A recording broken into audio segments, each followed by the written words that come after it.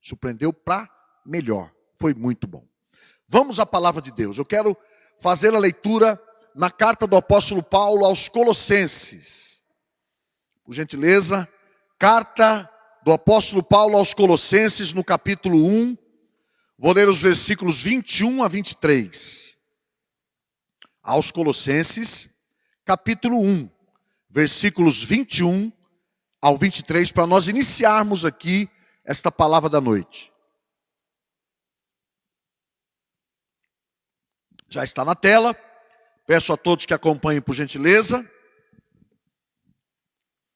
Aos Colossenses 1, 21, 22 e 23 diz assim: E a vós outros também que outrora, ou seja, no passado, éreis estranhos e inimigos do entendimento pelas vossas obras malignas, agora, porém, vos reconciliou no corpo da sua carne, mediante a sua morte, para apresentar-vos perante ele santos, inculpáveis e irrepreensíveis.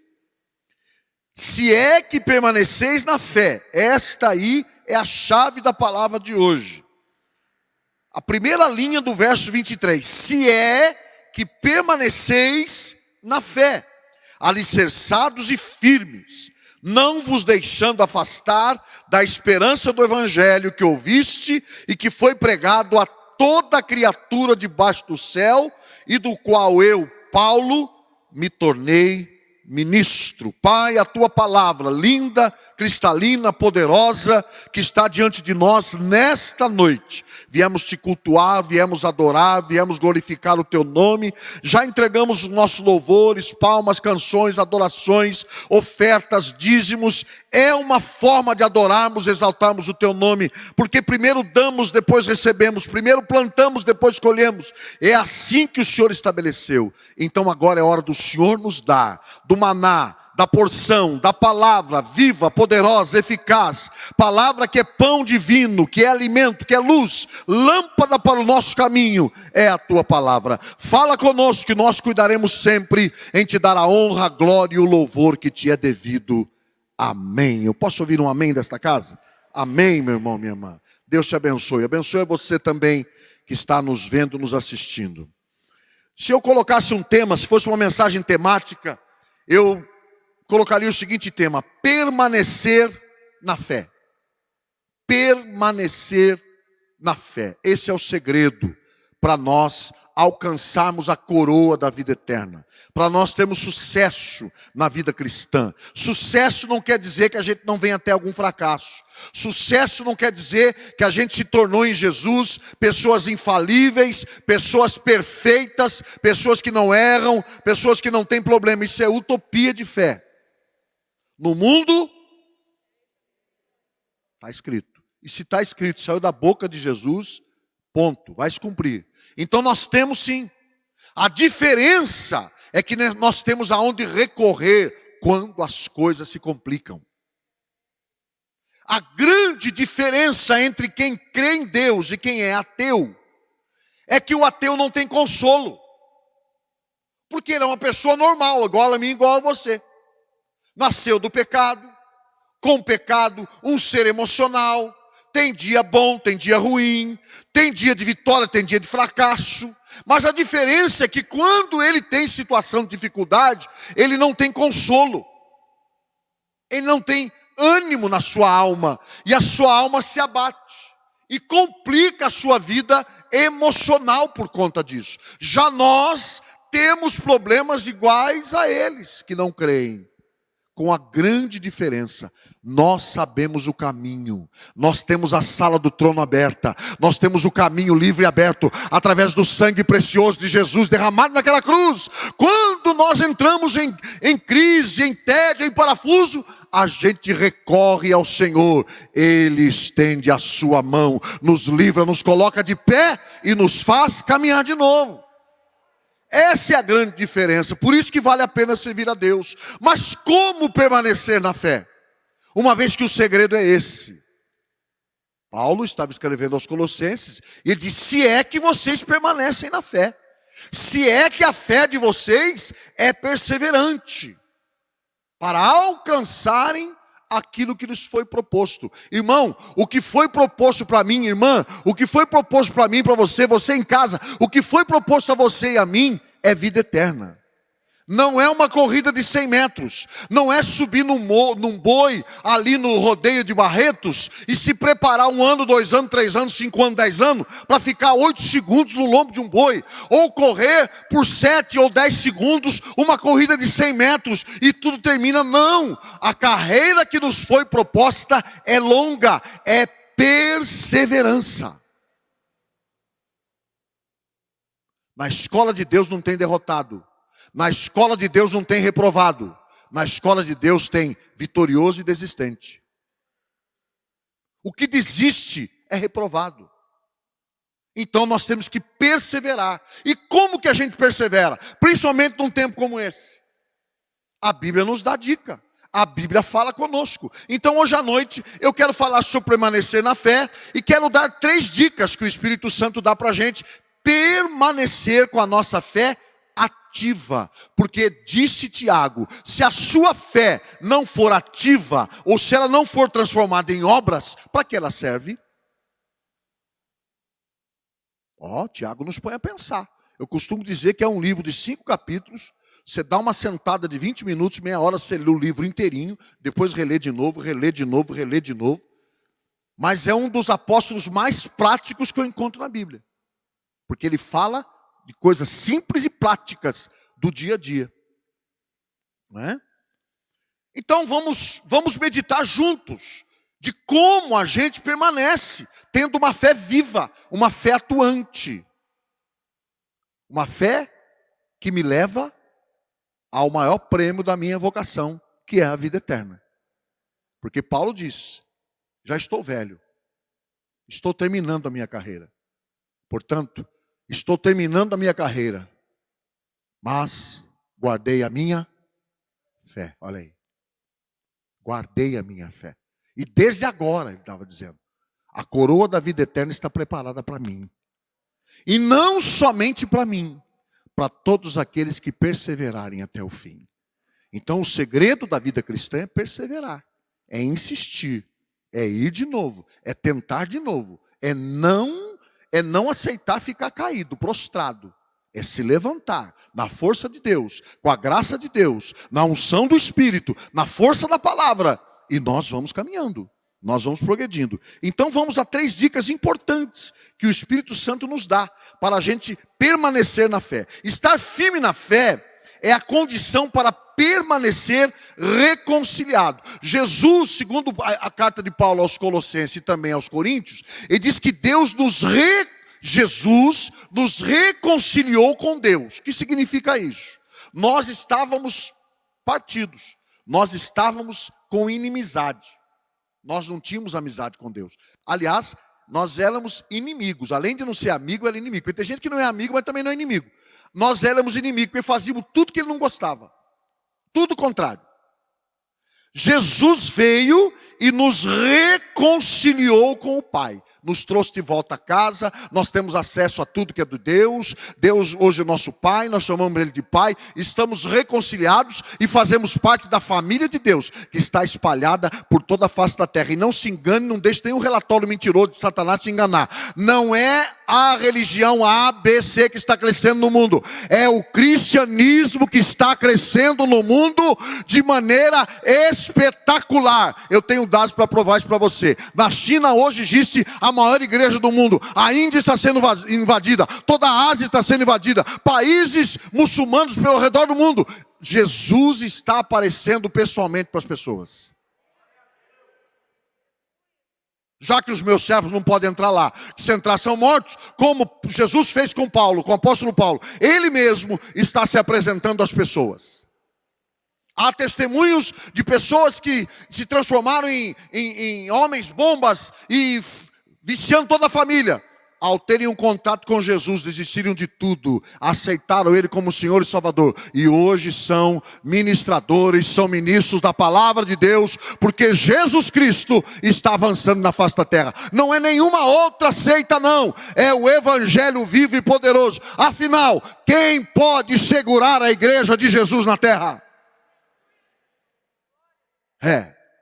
Então esse Evangelho está explodindo o mundo afora. Porque assim disse o Senhor, este evangelho do reino será pregado em todos os lugares do mundo. Depois virá o fim. Então vai ser como ele falou.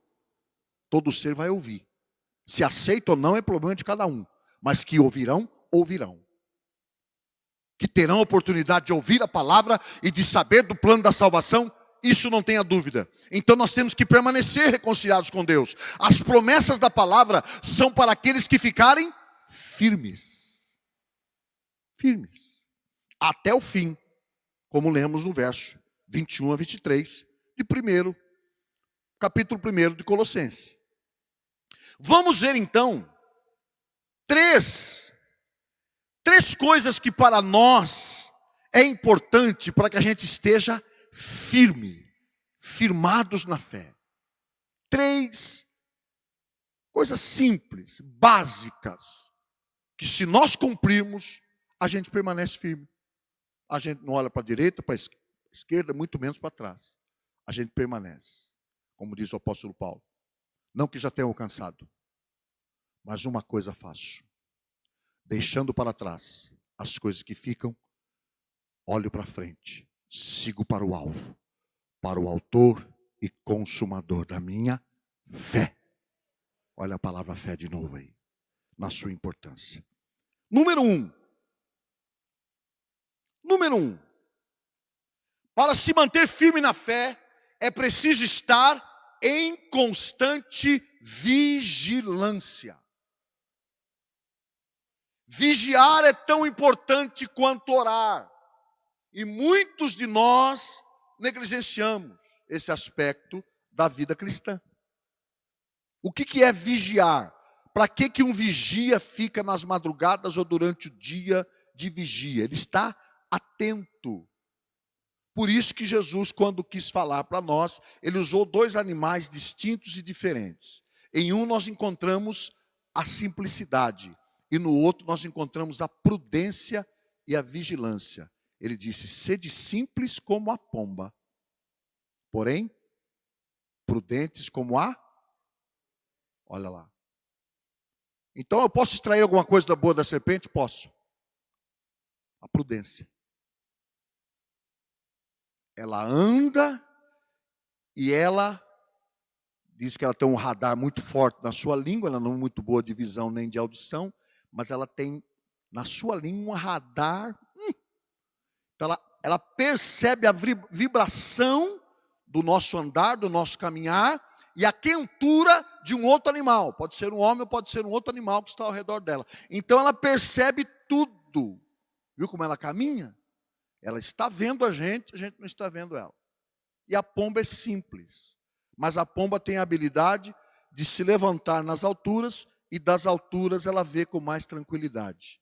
Talvez você não esteja enxergando a saída porque você está olhando para baixo. E hoje à noite o Espírito Santo está convidando você que está em casa, me vendo, me assistindo, ou assistindo esse culto depois que ele terminar. Você está olhando para baixo e para baixo você não vê saída. Eleva os meus olhos para os montes, de lá virá o meu socorro.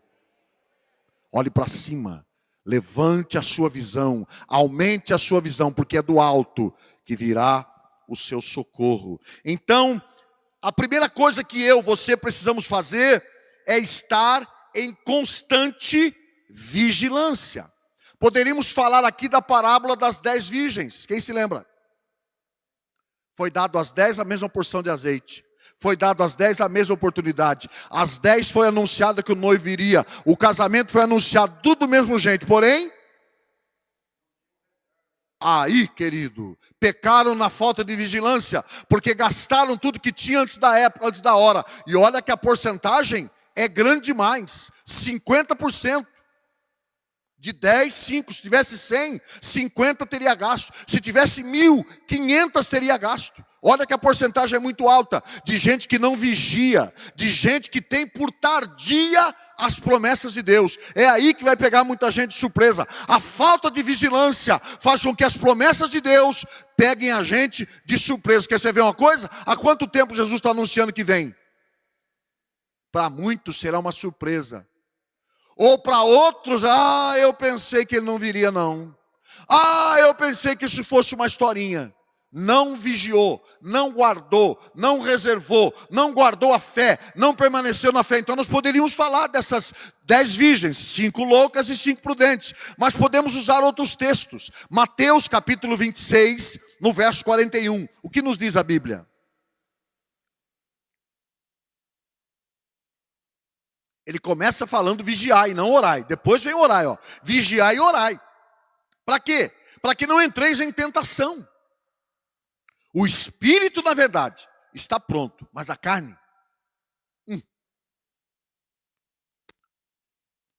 a carne, irmão, ela não reage. Deus não fala com a nossa carne, com o nosso corpo. A carne tem que ser crucificada todo dia. O espírito que é vivificado, o corpo não, esse vai para o pó. Fica lá. Então vigiai, disse Jesus. Essa palavra foi dita diretamente pelo Senhor Jesus. E Mateus gravou no seu evangelho. Vigiai e orai. Qual das duas asas do avião é mais importante? As duas. Qual das duas asas de um passarinho é mais importante? As duas. Então, vigiai. Para permanecer na fé, eu preciso estar em constante vigilância. 1 Pedro, capítulo 5, versículo 8, por gentileza. 1 Pedro 5, 8. Olha aqui rapidinho, obrigado. Sede sóbrios. O que é uma pessoa sóbria? É uma pessoa que não fica acreditando em fantasia, não. Em ganhar dinheiro fácil. Nada conta, cada um vai dando aí. Mas de vez em quando aparece umas pirâmides loucas aí, não viu? A pessoa que entra nisso aí não é sóbria, não. Dinheiro fácil, ganho fácil, oportunidade muito fácil. Diploma sem estudar. Então ele está dizendo que nós temos que ser sóbrio. O sóbrio é prudente. E o prudente vigia.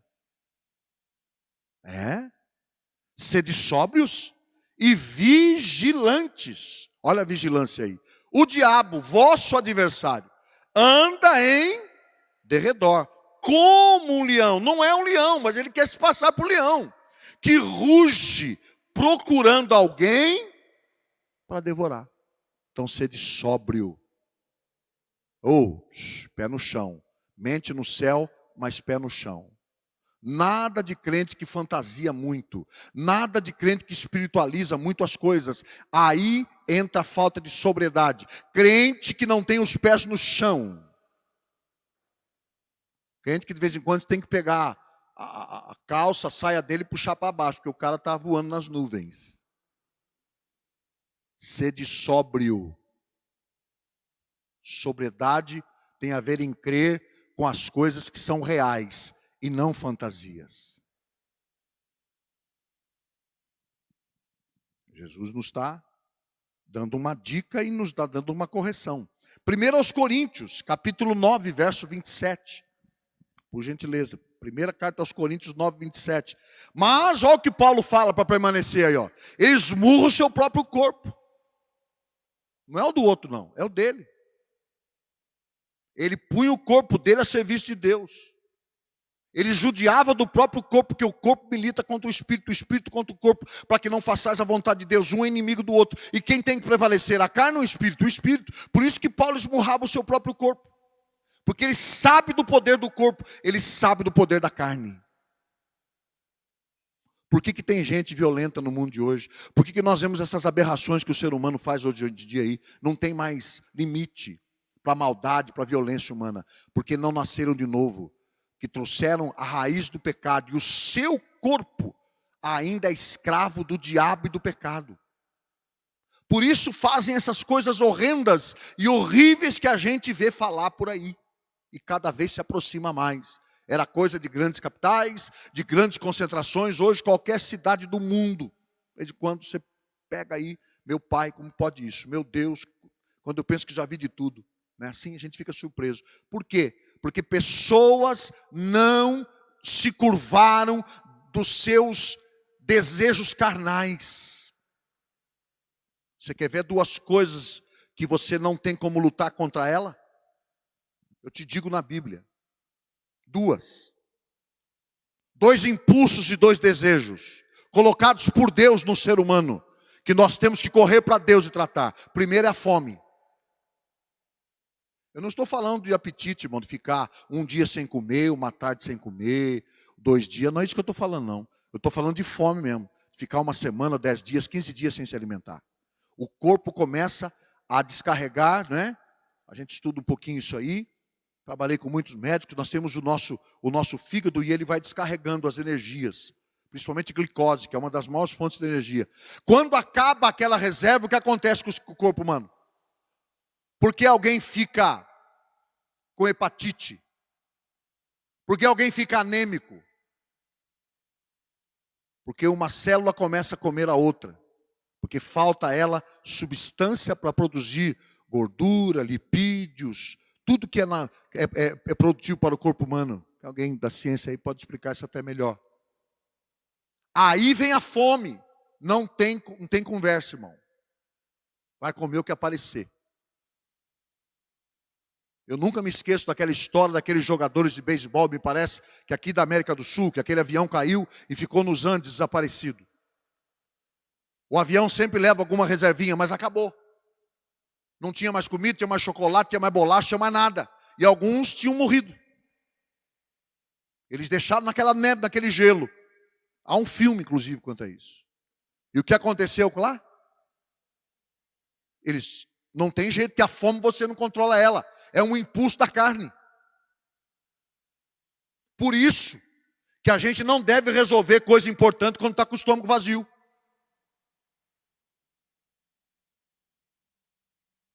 Jesus está de estômago vazio. 40 dias sem comer e sem comer nada. O que o inimigo fala com ele? Olha a pedra aí, ó. Transforma em pães. Olha o prato de lentilha. Lá em Esaú não foi assim? Uma fome nervoso. Vendeu uma das maiores bênçãos que ele havia de receber do seu pai, que era a primogenitura. Terrível. Primeira coisa, nós não podemos lutar contra a fome. Então mantenha o seu corpo alimentado. Para que você não venha fazer bobagem na hora que você estiver sem alimento. A fome é tão importante que eu tenho um episódio da minha família. Porque quem tem misericórdia alcança misericórdia. Se você planta misericórdia, você vai alcançar misericórdia. Escute-me, no momento mais difícil da tua vida, Deus vai levantar alguém para te ajudar. No momento de maior dificuldade da tua família, da tua casa, Deus vai levantar alguém para te ajudar. Vai vir o socorro, vai vir a saída, vai vir o escape. Porque você plantou misericórdia, você vai receber misericórdia. Davi disse no Salmo 23, certamente que a bondade e a misericórdia me seguirão todos os dias da minha vida. Bondade e misericórdia. Meu pai fazendo um exame para a companhia Esso Brasileira, de motorista, que era a única coisa que ele sabia fazer. Pega a família toda e vai para São Paulo. Tudo caipira de Rio Claro. Eu estou falando dos anos 50, 60. Eu sou de 56. Eu devia ter 8 anos de idade, então era dos anos 60, 62, 63 mais ou menos. Morar em São Paulo, uma cidade super violenta, no bairro Vila Medeiros. Meu pai vai fazer o exame, ele é acostumado, mas não tinha dinheiro para tomar um café. Saiu de casa sem tomar café. Tomou 2 ônibus, o dinheiro que ele tinha pegou. Pegava o Penha-Lapa, que quase atravessa São Paulo, depois pegava um outro para chegar lá do outro lado, onde era o pátio, a companhia imensa, onde estavam os caminhões. Então era dia de teste. Marcou o dia de teste, ele foi. Minha família. Chegou a hora, o cara falou, o senhor que é o seu Guerra? Pegou a ficha dele, sim. Olha lá o caminhão ali, ó. Põe de ré ali, ó. E já era aquele Romeu e Julieta. Fenemê 51, 53, quem sabe o que eu estou falando aqui. E ele sabia fazer isso. Ele pegou o caminhão, funcionou o caminhão, engatou a frente, deu uma manobra para frente, quando ele foi de ré, ele entortou. Ele desceu, cabisbaixo, falou, estou reprovado. Deus preparou aquele senhor que estava vendo o exame dos motoristas naquela manhã. Olhou para ele, sentou com ele e falou: seu Guerra, o senhor está bem? O senhor já tomou café? Meu pai engasgou a voz e disse: eu não tomei. Por favor, aquelas vendinhas, aqueles barzinhos, sabe, que tem onde fica muito motorista? Por favor, dá uma média. Café com leite São Paulo chama média. Dá uma média e um pão com manteiga para ele. Meu pai sentou, agradeceu a Deus, comeu aquele pão, tomou aquele café com leite, se encheu de energia. O homem falou para ele: vai lá, eu sei que o senhor consegue. Meu pai tinha sido motorista da Cometa. Fome, desespero, angústia.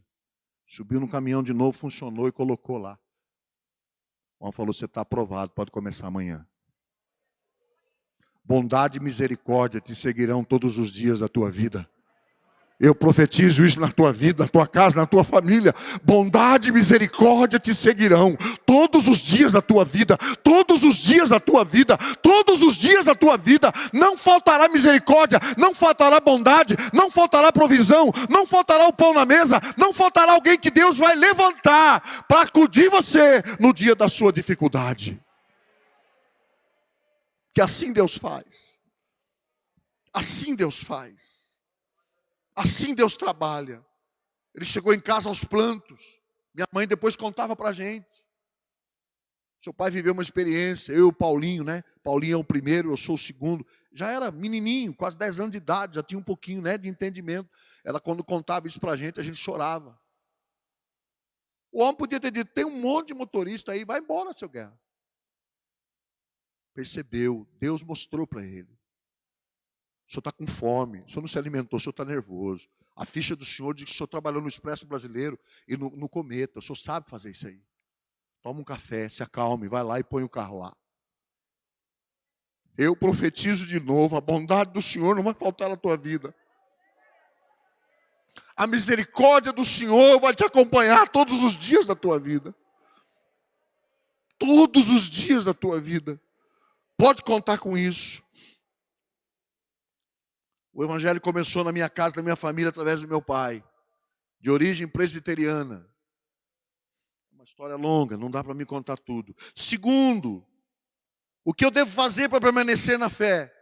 Segundo ponto tão importante: é preciso conhecer e praticar a palavra de Deus. Não é só conhecer. Conhecer, o diabo conhece melhor que nós. Ele citou a Bíblia quase toda para Jesus. Você vê que o Jonas vai citar pelo menos 5 salmos dentro da barriga do peixe. O Jonas, como profeta, ele tinha por obrigação conhecer. E ele conhecia a palavra, só que ele não quis praticá-la. Quando Deus manda ele ser o mensageiro, ele recua. Ele foge. Ele vai na direção contrária, mas ele conhecia a palavra. Na hora do desespero, se você ler a oração de Jonas, há pelo menos 5 salmos citados na oração do Jonas. Ele conhece a palavra. E o diabo conhece a palavra. A diferença é que ele não obedece. Por isso, você quer quebrar o diabo, sem precisar bater de frente com ele, obedeça a palavra. Quando você obedece a palavra, imediatamente você está desobedecendo o diabo. Posso ouvir um amém? Isso, imediatamente. Quando obedecemos a Deus, imediatamente estamos dando um tapa na cara dele. Ele vai se virar com outro, que ele não vai achar espaço. Então, segundo ponto tão importante para mim permanecer na fé e alcançar o final dessa carreira com alegria, é preciso conhecer e praticar a palavra. Tiago 1, versículo 25. Que diz o texto? Falei de Tiago, a ele aí. Tiago, capítulo 1, versículo 25. Mas aquele que considera atentamente na lei perfeita, está falando da palavra, lei da liberdade, e nela persevera, não sendo ouvinte negligente. O que é o ouvinte negligente? É aquele que ouve, mas não dá valor. é aquele que ouve, mas não guarda. É aquele que ouve, mas não pratica. Mas operoso, ou seja, que põe a palavra em operação, que vive a palavra, que põe a sua fé em prática em cima da palavra, operoso praticante, esse será bem-aventurado no que realizar. Você quer ser bem-sucedido em tudo que você fizer? Observe a palavra atentamente, cumpra a palavra, obedeça a palavra, coloque a palavra na sua mente, no seu coração, ao levantar, ao deitar, ao andar, ao agir, ao fazer, ao trabalhar, ao dormir, ao pescar, ao divertir, em tudo que você fizer. Dê a palavra, fique na palavra, prospere na palavra, pratique a palavra, e tudo que você fizer, Deus prosperará. Quando Deus chama Josué, Josué tinha uma missão gigante. Meu Deus, como que o seu xará vai agora substituir o maior vulto do Antigo Testamento, que é Moisés? Dá medo ou não dá? Claro que dá. Ele andou do lado de Moisés, ele viu tudo que Deus fez através de Moisés. Ele viu o mar se abrir, ele viu as pragas do Egito, ele viu tudo. Ele viu caminhar no deserto, só a geração dele e de Caleb que permaneceram. O restante morreu tudo. Mas agora Deus dá para ele a missão de levar o povo para Canaã. E Deus dá um conselho para ele. Primeiro faz uma afirmativa que acalma o seu coração. Quando diz, olha, assim como eu fui com Moisés, eu serei contigo. Ó. Segundo, na lei que eu te dei, nela medita de dia e de noite. Nela medita de dia e de noite, palavra. Porque assim fazendo, Josué, você salvará tanto a ti, como os outros que estão contigo. Olha, praticante da palavra. Ele salva ele e salva os que estão ouvindo também. Não corre o risco de perder a sua vida e não corre o risco dos seus ouvintes também não ficarem sem a salvação. Por quê? Porque eu sou apenas um mensageiro. Já diria João Batista, eu sou a voz. A palavra é dele. Eu sou apenas o poste, quem é a luz é ele. Eu sou apenas o comunicador, quem convence é ele. Eu sou apenas a voz que clama, a palavra que convence. Essa vem dos lábios do Senhor.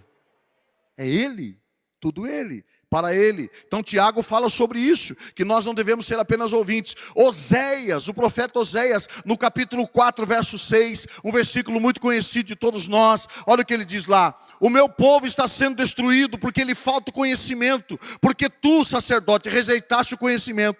É a igreja que o pastor não tem prazer na palavra. O pastor fala tudo menos a palavra. O pastor tem medo de corrigir na palavra. O pastor não ama porque quem não ama não corrige. O pastor não tem uma boa escola dominical, não tem no seu currículo palavra. Quando prega fica só contando historinha, fadinha daqui, fadinha de lá. O povo sai tudo alegre, divertido, mas ninguém sai edificado, ninguém sai renovado, ninguém sai transformado, ninguém sai sem salvo. É o que está dizendo ali. Ó, você sacerdote, você rejeitou o conhecimento, também eu te rejeitarei, para que não seja sacerdote diante de mim. Olha o risco que um sacerdote corre quando ele se afasta da palavra, quando não tem prazer na palavra, nem na sua vida e nem para os outros. Ele perde a sua vida e certamente vai fazer com que aqueles que o ouvem também perderão. Isso não é bom.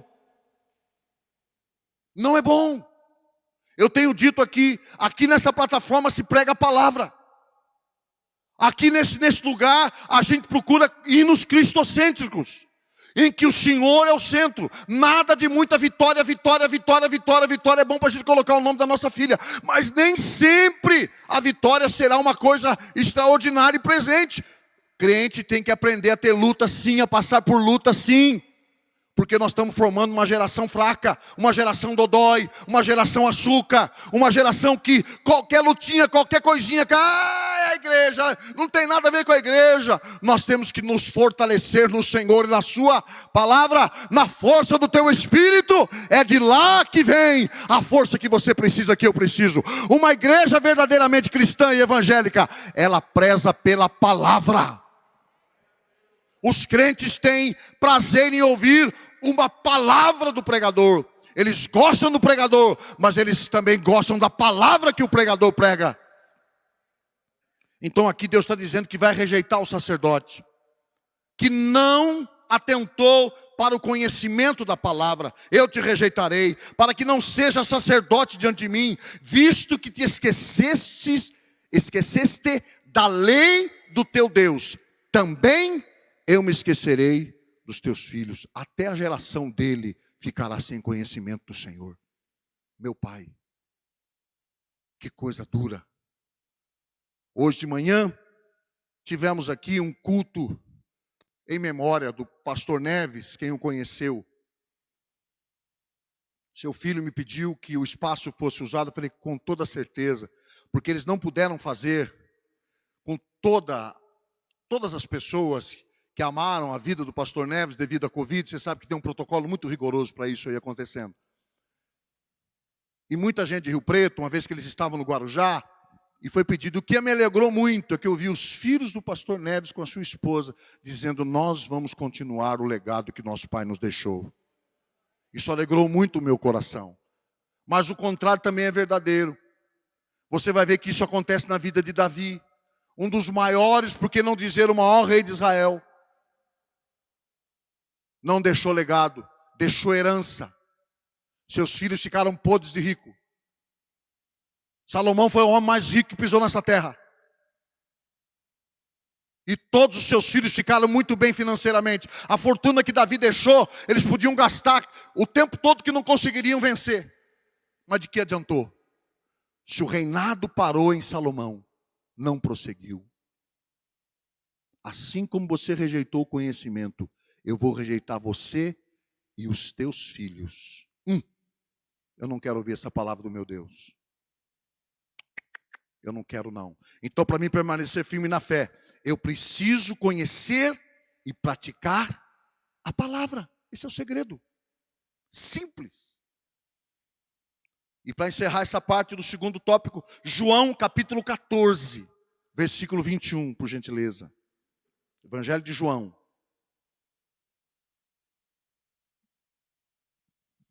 Aquele que tem os meus mandamentos e os guarda, este é o que me ama. E aquele que me ama será amado por meu Pai.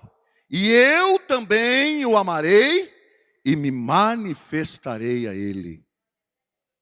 E onde estão os mandamentos do Senhor? Aquele que me ama, ama a minha palavra, porque na minha palavra contém os meus mandamentos. E o que me ama e cumpre os meus mandamentos será amado por meu Pai e por mim, e eu me manifestarei a ele. As manifestações de Deus na nossa vida, elas acontecem quando a gente ama a Deus e a sua palavra. Amém, igreja? E terceiro e último, que já estamos encerrando. Terceira coisa que eu preciso fazer e você precisa fazer para permanecermos firmes na fé, é preciso ser cheio do Espírito Santo. Ninguém resiste o mal, ninguém resiste o diabo, ninguém resiste às paixões desse mundo, ninguém resiste à carnalidade, às paixões da carne, se não estiver cheio do Espírito Santo. Não tem como. Aos Gálatas, capítulo 5, versículo 16, por gentileza, meu irmão. Digo, porém, andai no Espírito, e jamais satisfareis a concupiscência da carne. Concupiscência quer dizer desejos exagerados. Aqui ele está dizendo que eu devo andar todo dia, domingo, segunda, terça, quarta, quinta, sexta, sábado, domingo, segunda, terça, quarta, quinta, sexta, sábado, andar. Andar com o Espírito, andar no Espírito. E aí a carne vai tentar, mas ela vai estar tão fraca, porque o Espírito vai estar forte, que ela não vai vencer. Vão vir as tentações? Claro. Vão vir pensamentos ilícitos? Claro. Vem vir pensamento de pecado? Claro. Mas como que não vai vencer? Porque o Espírito que está em mim vai testificar no meu espírito que é melhor servir e obedecer a Deus do que cumprir os desejos e as concupiscências da carne. Por isso que ele fala, andar. Andar é caminhar todo dia. Não é só quando eu estou no culto de domingo de manhã, domingo à noite, de terça, de quinta à noite. Não, é todo dia. De segunda a segunda, de domingo a domingo. Eu preciso andar no Espírito. Eu preciso andar na palavra. Eu preciso obedecer à palavra. Eu preciso dar ouvido aos mandamentos de Deus, que não são pesados. Pesado, irmão, é desobedecer a Deus. Alguém aqui já desobedeceu? Ó, aí é pesado, aí gera angústia, aí gera medo, aí gera pavor, aí vem acusação, aí vem tédio, aí vem falta de alegria, hein? Aí vem. Agora, obedecer a Deus se torna leve, porque Ele nos ajuda nas nossas fraquezas. Posso ouvir um glória ou não? Aí, igreja de Jesus. Então é preciso ser cheio do Espírito Santo. Aos Gálatas falou isso. Aos Romanos, capítulo 8, versículos 5 e 6, por gentileza. Carta aos Romanos. Ó, quem não anda no Espírito aí. Porque os que se inclinam para a carne, cogitam coisas da carne. E o que a carne quer? A carne quer prazer, irmão. A carne quer deleite. A carne quer sucesso. A carne quer orgulho. A carne quer inveja. A carne quer dissensão. A carne quer divisão. A carne quer malícia. A carne quer maus pensamentos. Inclinação para a carne é isso. Ela deseja tudo isso. Ela deseja o mal do outro. Deseja o mal de si mesmo. Porque quem está na carne não sabe escolher nem o que é bom para si. Então Paulo está dizendo, os que se inclinam para a carne, cogitam coisas dela. Pensam coisas dela, fazem coisas dela, dizem coisas dela. É muito fácil saber se um crente está cheio do Espírito Santo. Conversa com ele. A boca vai falar do que o coração. Pronto, aí meu irmão, respondeu. A Bíblia responde, porque os que se inclinam para a carne, cogitam, falam, praticam coisas da carne. Mas, o versículo não termina aí, ainda bem. Os que se inclinam para o Espírito, das coisas do Espírito falam, cantam, salmodeiam, glorificam, exaltam, leem a Bíblia. Não fica o dia inteiro lendo a Bíblia, mas lê a Bíblia, tem contato com a palavra. Não sai do culto como esse, depois não lê mais a Bíblia, só vai ler domingo quando o pastor abrir a Bíblia de novo. Nada disso. Ele lê a Bíblia de manhã, ele lê a Bíblia de noite ou à tarde, ele tem um período que ele vai ler a palavra, ele vai orar, de manhã ele ora, de tarde ele ora, de noite ele ora. Ele não pode ficar uma hora orando, mas ele não fica uma hora sem orar. Ele busca Deus, ele sabe que Deus é a melhor coisa da vida dele, ele sabe que a vontade de Deus é a melhor coisa que pode acontecer na vida dele, porque alguém ser bem sucedido em um plano que não é de Deus é a coisa mais terrível do mundo. Muitos ouvirão naquele dia, eu não te chamei para ser um advogado. Ei, não te chamei para ser pastor não. Você quer ver coisa dura? É ser bem sucedido fora do propósito de Deus. Coisa dura. Então a palavra, ela tem a capacidade de mostrar para mim e para você qual é o propósito de Deus na minha vida, porque eu estou aqui por um propósito. Você existe por um propósito. Divino, glorioso, maravilhoso. Deus estabeleceu com você. O quanto antes descobrir e o quanto antes começar a praticar, melhor. Não seja vagaroso. Seja sóbrio.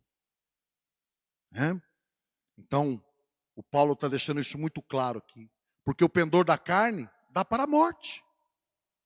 Mas o do Espírito, para a vida e paz. Os que pendem para a carne, terão a morte. Mas não é a morte física. Porque essa aí, irmão, ou pela morte ou pelo arrebatamento, esse corpo vai passar mesmo. Ele está falando da morte eterna. A segunda morte. Que é a separação eterna de Deus. Acordar em lugar que não há luz. Acordar em lugar que a saliva queima, a boca está seca e não tem água. Acordar em um lugar onde é trevas e você não tem consolo. Meu Deus. Irmão, vamos falar bem sério. O inferno não é para nós não.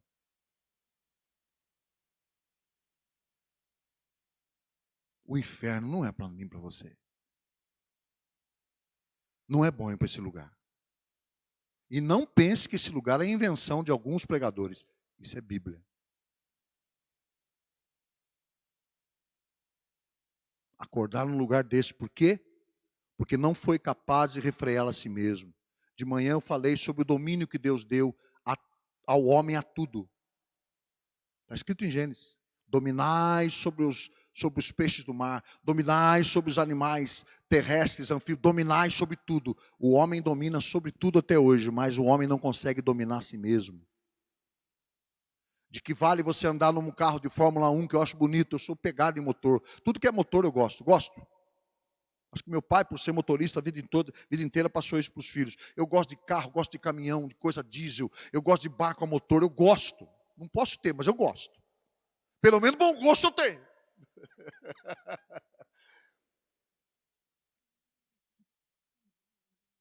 Gosto. Mas de que adianta você ter um carro de Fórmula 1 que te leva a correr 300 km por hora se você não tiver freio?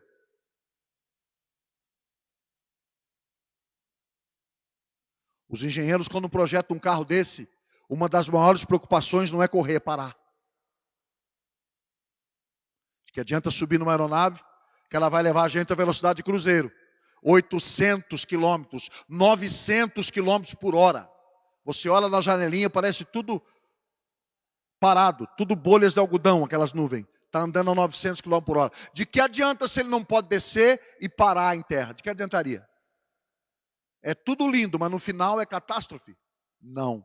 Então, o homem é a mesma coisa. De que adianta ele conquistar e dominar tudo, se ele não consegue dominar a si mesmo? Sendo que domínio próprio é um dos frutos do espírito ou da carne? Amém, igreja? Amém, meu irmão? Você que está me ouvindo. Então é preciso ser cheio do Espírito Santo para ter esse domínio. E para finalizar, Efésios capítulo 5, versículo 18. Olha lá. Está dando aí uma dica, hein?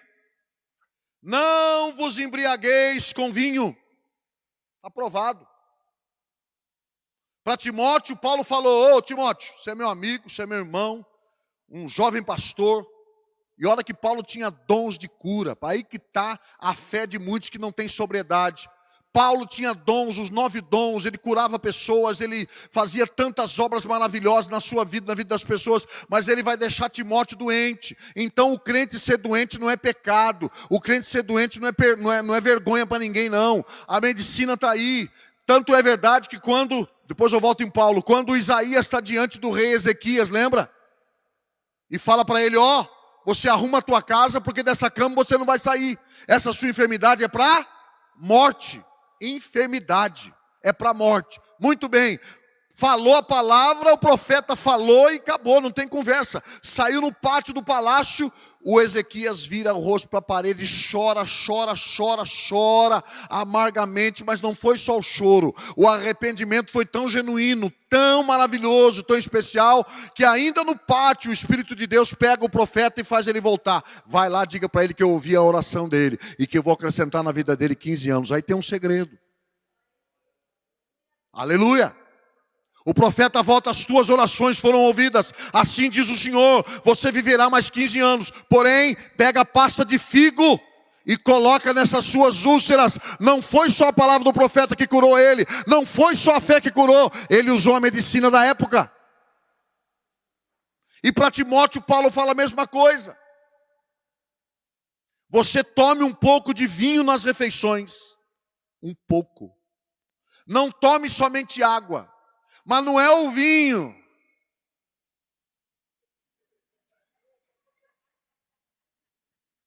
Não é isso não. De não fazer nem o... Em casa era assim. Minha mãe queria saber se a gente estava bom. Faz o 4 aí. Ei, irmão, era o tal de procurar móveis para se apoiar. Lembra? Era fácil saber. Porque isso aí traz embriaguez. A embriaguez traz altivez. A altivez tira você da sobriedade. Ela tira você do equilíbrio, o homem do equilíbrio. Tem gente que não pode com um golinho, por isso não deve nem tomar nada. Por isso que o irmão lá resolveu tomar, porque alguns lá na Europa tomam, mas não é esse vinho maluco aí. Então se eu sei que eu vou escandalizar o meu irmão, por que eu vou tomar? Eu não tomo. Amém, glória a Deus. Eu não tomo, porque se eu escandalizar um dos pequeninos, eu estou escandalizando a obra de Deus, e eu vou dar conta por isso. Então Paulo está dizendo aqui, ó, vocês não se embriaguem com vinho, porque vai vir contenda, vai vir discussão, vai vir divisão, vai vir inveja. As obras da carne vão se manifestar. Amém, igreja? Glória a Deus. Então não os embriagueis com vinho, no qual há dissolução, contenda, divisão, discórdia. Mas, em outras traduções está, se embriaguem do Espírito Santo. Eu já vi gente embriagada do Espírito Santo. Irmão, é a coisa mais linda do mundo. Fizemos um trabalho uma vez na cidade de Guaratinguetá, não sei se contei essa aqui, porque isso aconteceu comigo também dentro do carro, o dia que o Espírito Santo me visitou de uma forma poderosa, e eu fiquei embriagado, 11 horas da noite, se alguém me visse, certamente naquela época podia ainda usar camisa de força, alguém teria usado uma camisa de força, teria me dado um diazepam na veia, e eu teria ido para o hospital, porque eu tive que descer do carro, parecia uma múmia. Eu desafiei a Deus, eu quero saber se eu sou mesmo cheio do Espírito Santo, se eu sou batizado no Espírito Santo, se o Senhor tem comigo também um projeto, se eu vou ser pastor, eu tinha visões dentro do carro, eu via igreja lotada, eu via igreja grande, eu via ginásio, eu via um povo me esperando, eu não sabia, não acreditava naquilo, e eu viajando é como se eu saísse da estrada, igual o ET, andando de bicicleta, já viu como é que era? Saía, mas aí eu voltava para a terra, falava, o que está acontecendo? Meu Deus, embriagado, cheio do Espírito Santo. E um dia nós fomos pregar num trabalho que teve lá, a Corrida da Tocha. Uma tocha que saiu de Jerusalém e ia rodar o mundo todo e ia voltar lá para a Ásia. Depois de rodar o mundo todo. E eu fiquei responsável por recebê-la ali no Vale do Paraíba. Ela veio pela Via Dutra, chegou na cidade de Queluz, que é a primeira cidade do estado de São Paulo, pela Via Dutra, passou do Rio de Janeiro para São Paulo, eu peguei ela. Fomos no ginásio, fizemos um trabalho com o prefeito, muita conversão. Fomos para Guaratinguetá, ela ficou 3 dias lá. E, avivamento, fizemos na rua, as arquibancadas do carnaval estavam montadas, fizemos um ofício para o prefeito, ele autorizou. Foi a última vez que eu vi carnaval de rua em Guaratinguetá. Depois que a igreja pisou lá em cima, depois que nós profetizamos, depois que nós cantamos, depois que nós oramos, ficou um tempão, meu irmão, sem ter carnaval de rua em Guaratinguetá forte, hein, Denise? Muito forte o carnaval de rua. E lá eu vi um monte de gente, era 11 horas da noite, a gente desligou o som, foi na goela, e toma Espírito Santo, e toma fogo do Espírito. Uma mãe saiu com um filho, o moço, não era criança não, já era moço, já era pessoa que tinha entendimento, ela já tinha perdido 3 ônibus, porque ele entrava no ônibus, saía pela porta da frente, ela esperava um pouco, acho que agora passou, pegava outro ônibus, ela voltou, falou, pastor Reginaldo, me ajuda, o que eu faço? Falei, não tem jeito de fazer nada não, irmão, deixa ele aí, eu já fiquei 40 minutos jogado, você acredita ou não, você dê fé a essa palavra ou não, eu não posso mentir diante do Espírito Santo. O dia que eu fui cheio dele, eu caí na unção, fiquei 40 minutos jogado no chão como morto. Eu estava numa visão arrebatado nos céus, eu vi coisas que eu não posso declarar. No dia que ele me pegou na Via Dutra, eu fui tão cheio que eu falei, Deus, a minha vida vai se perder, agora eu vou me perder. Eu pensei que eu ia bater o carro, pegou na cabeça, pegou no pescoço, foi para os braços, quando foi para as pernas, eu falei, agora não acerto mais acelerador, não acerto mais nada. E o Espírito Santo me tomou, levou quase 1 hora até eu chegar em casa. Eu cheguei em casa, a Denise se assustou comigo, eu parecia uma múmia. Oh!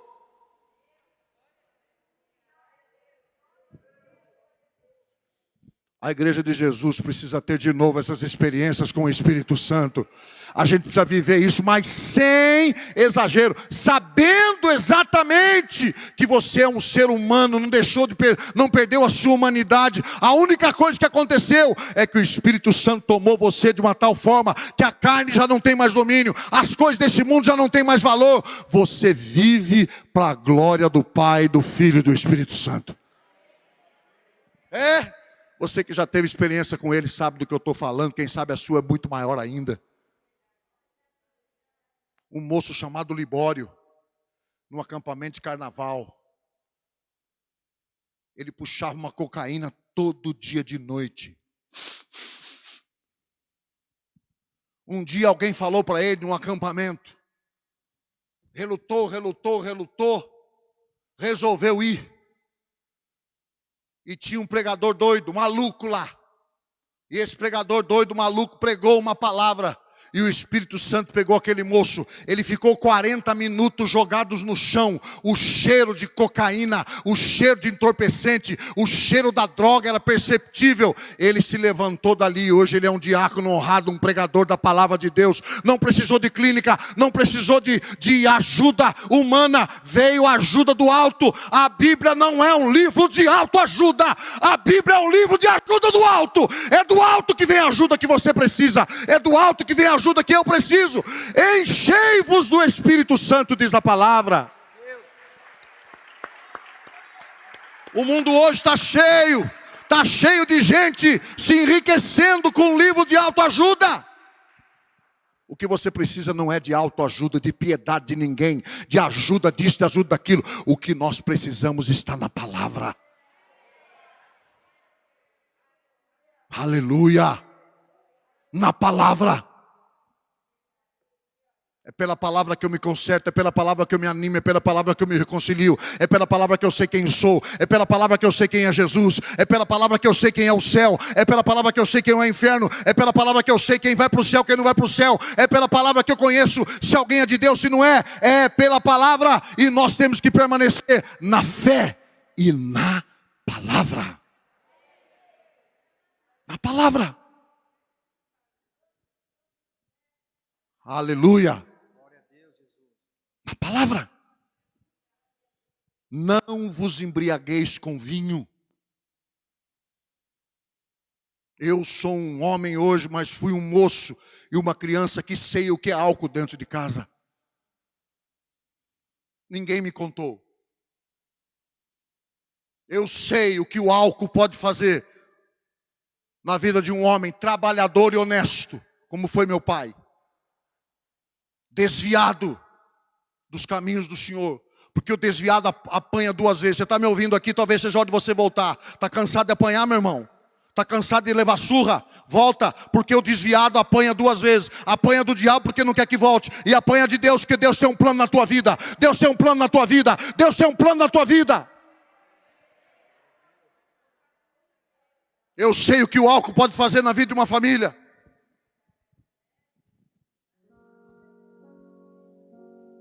Uma garrafa de cachaça que custava R$5. R$5, professor. Foi capaz de quase destruir uma família. Eu sei do que eu estou dizendo. Muitas vezes minha mãe, para nos defender, eu não estou aqui malhando meu pai. Eu estou falando como testemunho isso. Porque no final da sua vida todos reconheceram. Voltou para a casa de Deus, assistia nos cultos, cantava hino comigo, salmodiava, se alegrava. Tenho certeza que morreu e foi para o Pai. Mas teve uma fase muito difícil, aonde um pouco de vinho transtornava ele. Minha mãe levava tapa de costa de mão para defender os filhos. Até que a gente cresceu. E ele não percebeu. Quando ele percebeu, tinha 2 homens dentro de casa. Eu mais meu irmão mais velho. O Paulo com 19 para 20 e eu com 17 para 18. A diferença é 2 anos. Ele de fevereiro, eu de março.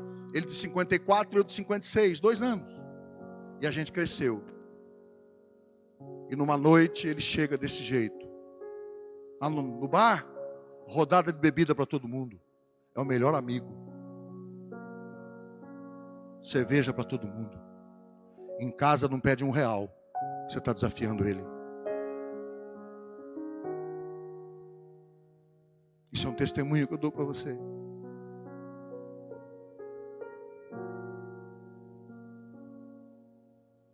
Um dia ele se levantou contra minha mãe e meu pai. Muito nervoso. E ele se levantou e meu irmão Paulo pulou na frente. Eu e o Paulo, muito amigos, sempre muito amigos. O primeiro tem uma relação com o segundo porque era 2 anos, então a diferença depois ela não aparece mais. Os demais já eram um pouco mais afastados por causa da idade. Mas eu e o Paulo sempre muito amigo. Muito. Quando eu vi o Paulo pular na frente, eu pulei também. E meu pai perguntou ao Paulo: você está me desafiando? Paulo falou: hipótese alguma, meu pai. Só que se o senhor for agredir a mãe, o senhor vai ter que agredir todos nós. Na mesma hora, ele abaixou a sua cabeça. Lágrimas veio nos seus olhos. Ele abraçou minha mãe e todos nós, pediu desculpa e perdão. E a partir daquele dia as coisas começaram a mudar. Foi quando eu saio de Rio Claro e vou conhecer o Evangelho. E eu volto para minha casa, pastor. Consagrado, pastor. E agora eu preciso ganhar meus irmãos, minha família para Jesus. E eu não me afasto deles. Um erro que você comete é quando você se converte, você se afasta dos seus familiares. E eu ia nas festas. E chegava na hora, eu pedia licença para orar. Falo isso como testemunho, eu não sou mais do que ninguém. E eu usava a palavra. A palavra não volta vazia. A minha volta, a sua volta, mas a de Deus não volta. E eu começava mais ou menos assim: nós vamos orar agora a oração que Jesus ensinou. Todo mundo católico, de cor e salteado. Só não tinha a última parte: teu é o reino, o poder e a glória. E eu acrescentava: dá a mão. Aí eu que descobri que eram todos laranja pocã. Conhece laranja pocã? Casca dura e grossa por fora, mas doce e mole por dentro. Terminava a oração, estava tudo igual gatinho. Ô Nardo, faz isso com a gente, Nardo. Ô Nardo, né, chora, chora. Foi ali. Ali Deus começou a semear a palavra no meio da minha casa, da minha família, para a glória do nome do Senhor. Batizei meu irmão caçula, batizei minha irmã caçula, batizei minha cunhada, batizei minha mãe, e meu pai se reconciliou com Jesus Cristo, e hoje todos servem ao Senhor Jesus.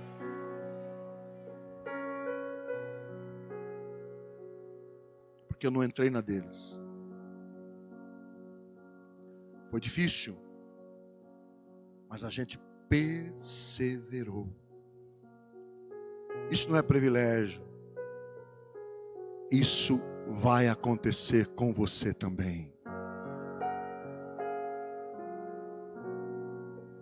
Atos capítulo 16. Eu termino aqui para nós orarmos. Verso 31.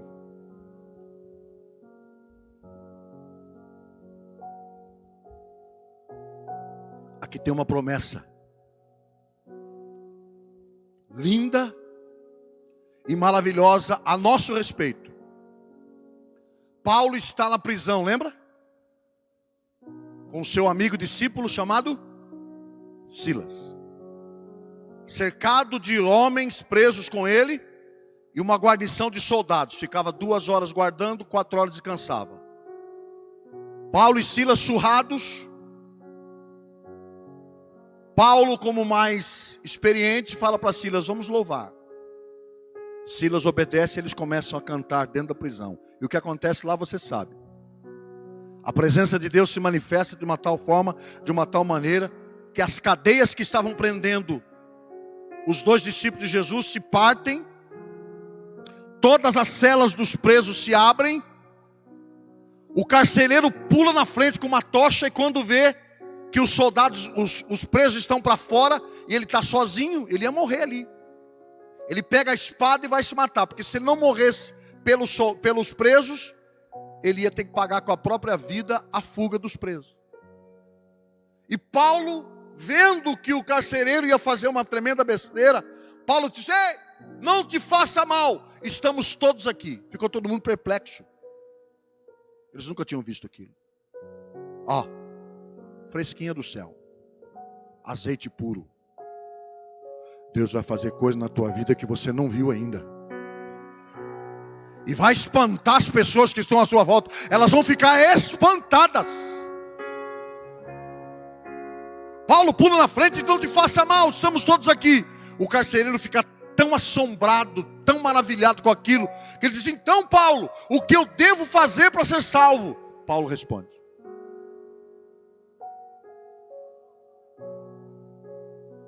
crê no Senhor Jesus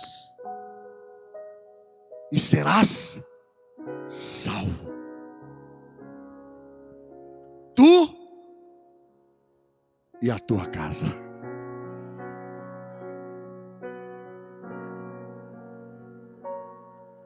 Você pode repetir isso com bastante vigor e ânimo no 3. Vamos lá, 1, 2 e 3. Crê.